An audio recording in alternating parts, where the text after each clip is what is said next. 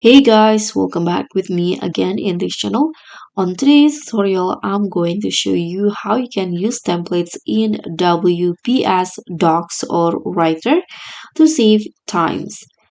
So if you want to create documents or tags in WPS, you can use this WPS Writer.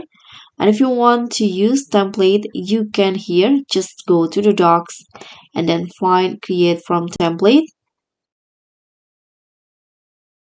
And here there will be lots of templates options from WPS Writer or Docs that you can choose. You can see a few categories in here: resume, education, letters, graphic design, planners, and HR administration. So you can just choose which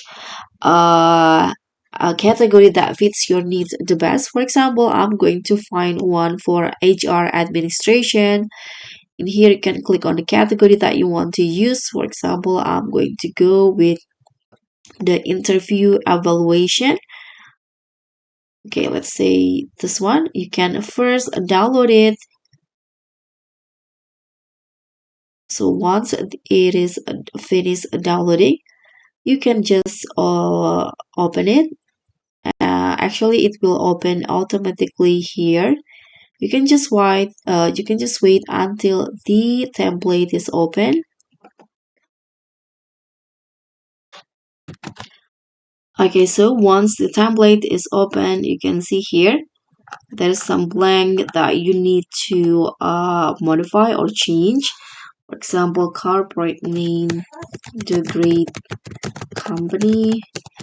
Here you can just fill in this with your handwriting, or you can also fill it here directly.